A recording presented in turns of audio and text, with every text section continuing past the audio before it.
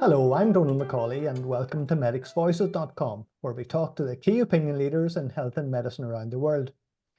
Today we're in Melbourne, Australia, and I'm talking to Jane Gunn. Jane, tell me about your current role and the academic trajectory that got you there. My current role, so I'm Dean of the Faculty of Medicine, Dentistry and Health Sciences at the University of Melbourne.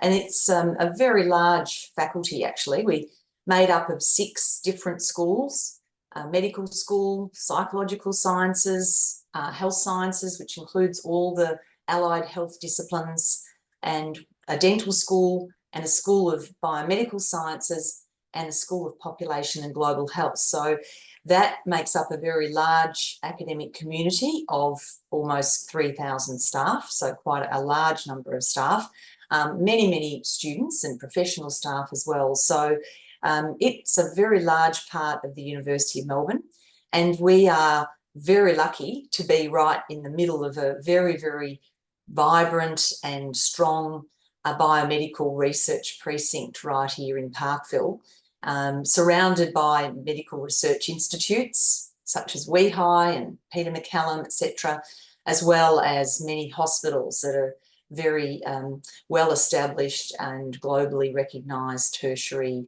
training hospitals. So we're right in the thick of it. Well, there aren't many primary care doctors who rise to the heights of the dean of a faculty, but you didn't start off in general practice.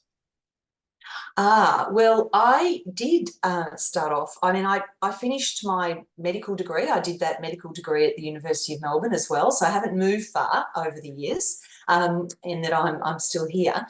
And I went through my training. Basically, I did enter into the general practice training program a couple of years after leaving my sort of intern year, and did the residence program, and we called it the family medicine program back in those days. And I did the family medicine program and a diploma of obstetrics and gynecology, and then entered into an academic training program.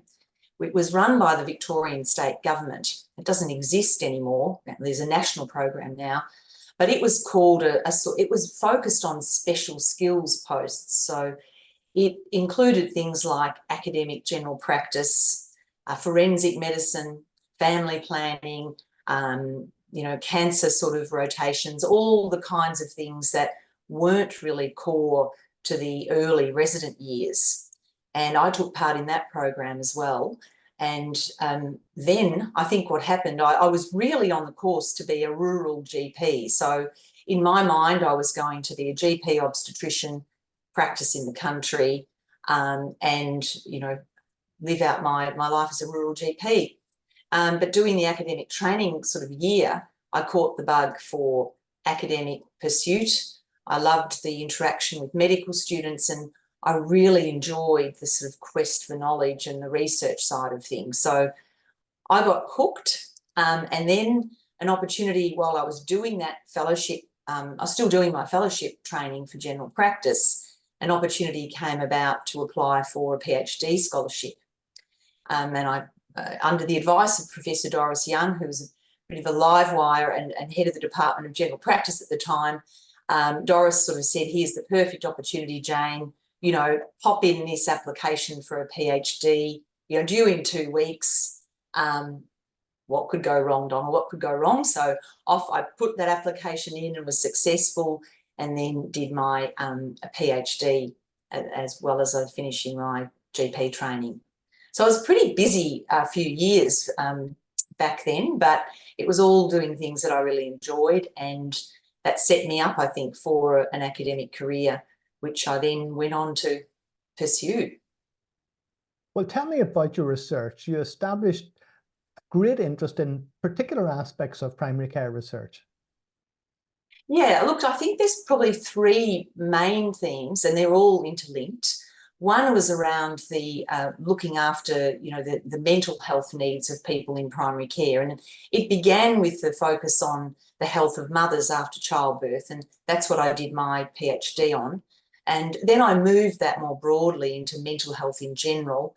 And really, even in that health after childbirth, that was actually probably a really good introduction to the concept of multimorbidity. Not that we called it that at the time, it was really just talking about health following childbirth, but became very interested in the way that physical and mental health are really interlinked. And I mean, you know, I say that to any GP, and of course they go, you know, they nod, yes, of course, we all know that. But the thing that struck me was just how that was not recognised and not appreciated and not valued beyond really what I was, you know, hearing and seeing in general practice. So I became very interested in pursuing that and building a body of knowledge around the whole way that physical and mental health were interlinked, and that concept of multimorbidity emerged over that time. And I was very engaged with that and understanding the way that, you know, multiple conditions affected mental health and vice versa. And at the same time, I think one of the things that underpin a good approach to that is the generalist. And I was very, you know, interested in pursuing sort of an understanding of what is the concept of generalism, how can we support and strengthen generalism in a healthcare system where it was just really, really starting to fade away. When I sort of became interested in the generalist topic back in the sort of, well, probably early 2000s, there was very, very little, you know, written about it recently, or interest in it, or even the topic of it. It was sort of just dying away. So those sort of themes, generalism, multimorbidity, and mental health, have all been things that have, you know, formed my research sort of interests over the last 25, 30 years. And of course, there was a lot of international involvement as well, because you had an interest in Oxford and you got to meet Ian McWhinney and Barbara Starfield, some of the greats. Tell me about their influence and time in Oxford. Yes, yes. No, look, I spent 2001 in Oxford, and that was a really great time. I went there for a sabbatical, which is a fantastic opportunity. Had my family with me, which was great. So it was one of those really, really great times to reflect and meet all sorts of people. David Matt was the head of the Department of General Practice at the time, or Primary Care it was called. And I went there for two reasons. One, with the primary care interest, but also my PhD supervisor had been Professor Judith Lumley. And Judith has died now, but a very famous perinatal epidemiologist with a great respect for general practice and for midwifery, actually. And Judith, the National Perinatal Epidemiology Unit, or the NPEU, was at Oxford, and Judith had been the head of that for some time. Not when I went, but there were all these connections there, and I had a wonderful time in Oxford. Happened to be there, I think, coinciding with the retirement of Sir Richard Doll. So that was pretty impressive thing to be there for. And even managed to, not unbeknownst to me, but managed to have a trip sometime up in Edinburgh as well, and coincided with his big retirement gathering in Edinburgh. So will, you know, live very long in my memory, that opportunities to be there and meet people like that, and also really be exposed to some of the thinking. And I remember one of the things that was a conversation during that time in Oxford about, you know, what I might do research-wise. And I remember David Matt saying to me, oh, look, you know, Jane, I don't give much advice. You know, I'm sure he gave plenty of advice, but his advice was good in that he said, look, I think you really want to think about a real program of research. Think about the next 10 years. Don't think about the next 2. I mean, at the time, I think I left his office thinking, oh God, now I have to think about the next 10 years. It's a bit much, but that was a really, you know, great prompt to me to really think about actually, you know, setting up research and thinking about it over a longer term.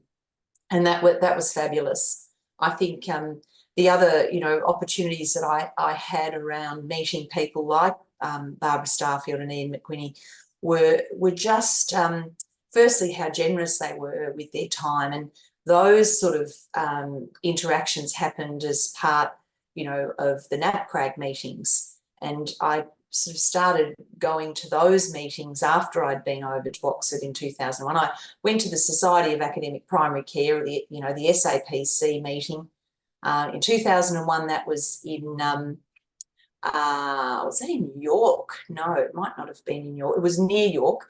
And it was a fantastic meeting. It was the first sort of really big international meeting where I met other general practitioners who were really passionate about research, and realised that there was an academic community out there that I really felt a part of, and it was a great, fantastic. I think those NAPCRAG meetings and the SAPC meetings were really, really key to developing, all the networks that so foster and keep you energised as part of an academic career.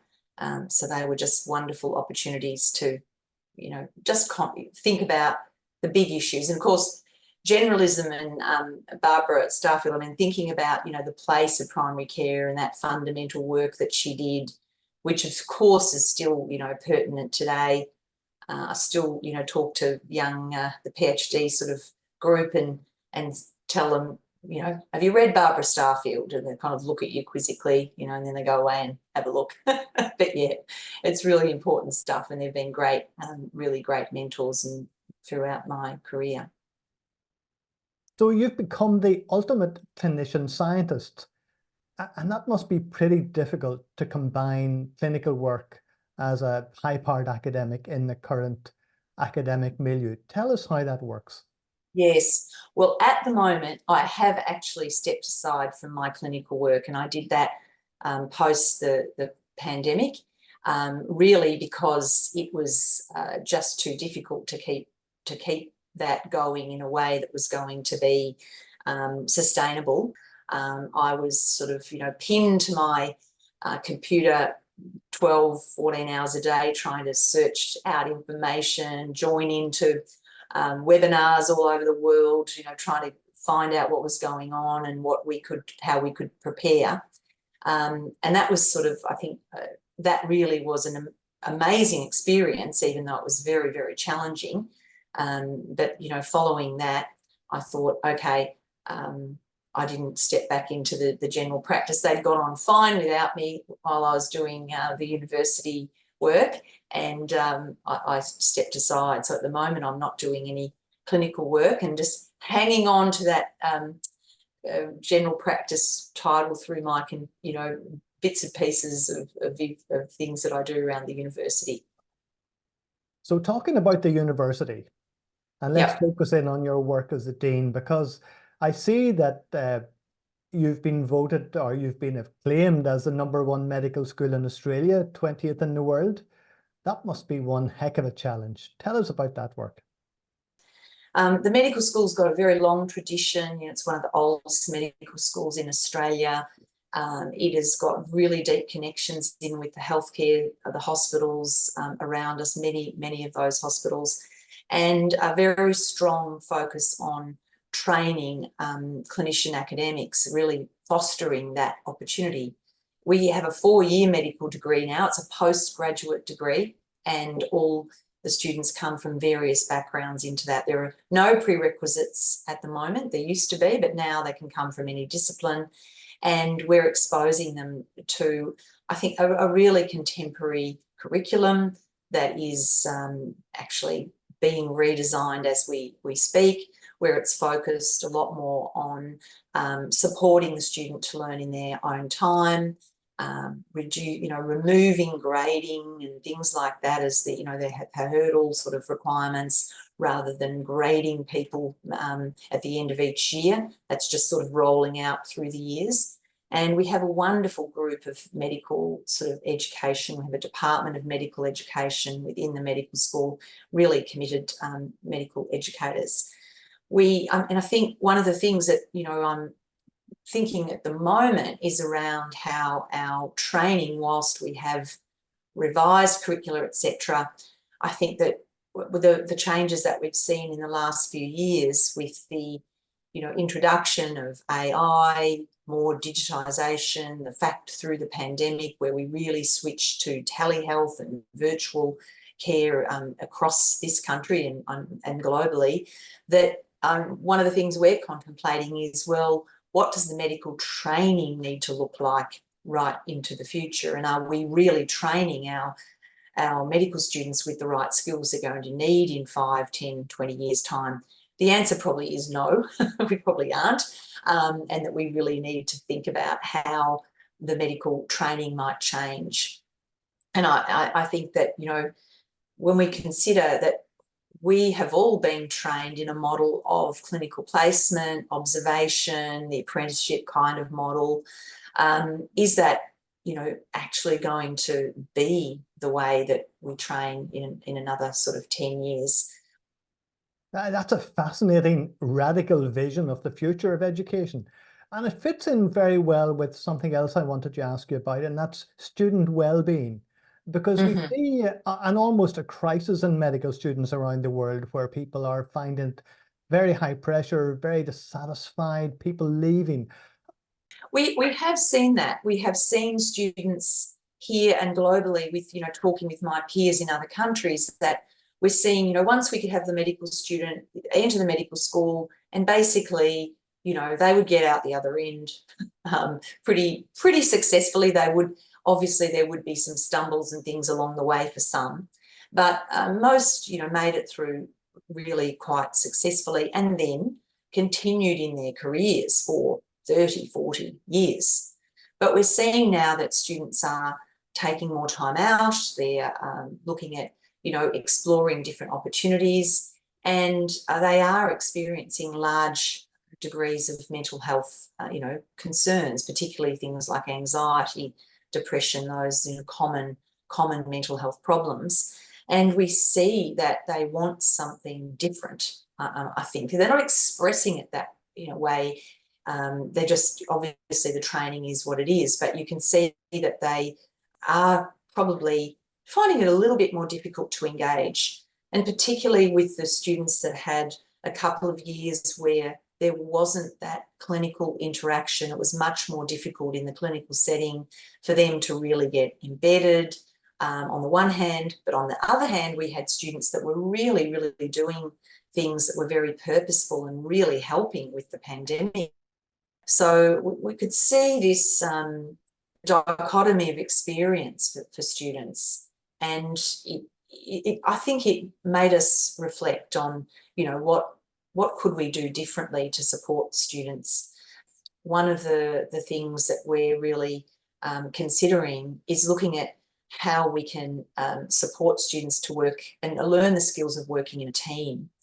And that's, we've set up a centre for collaborative practice that is a multidisciplinary approach, very deeply, you know, has engagement within the medical school and the allied health and dental schools, to really bring the students together from the first year and give them exposure to team-based practice and teach them the skills to be part of a good team.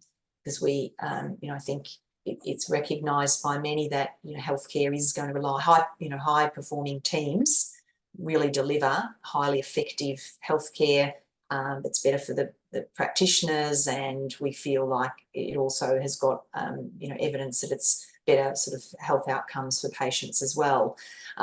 So, you know, marrying that sort of interest in team-based practice, but also, you know, trying to do that in a way where we keep the focus on person-centred care, those principles of, you know, the good generalist approach to care. How do we embody some of these traditional sort of elements of general practice into the way that teams might work across the healthcare system? Something that we've got a group that have really picked this up and running with it and coming out with some great programs that I think are teaching things that in a very in-depth way around, for example, you know, how do we notice that clinical skill of noticing, and Professor Liz Malloy and her team at the, you know, in the faculty have done some great program on really attending to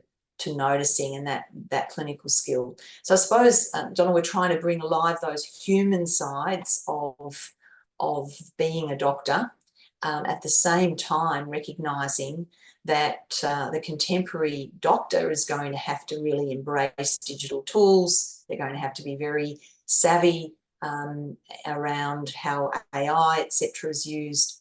And this is, I think, a really interesting time in training doctors as to how we embrace technology, but don't lose what I feel very passionate about, that essence of what makes a good doctor, which I think will stay the same no matter how many machines help us with the task.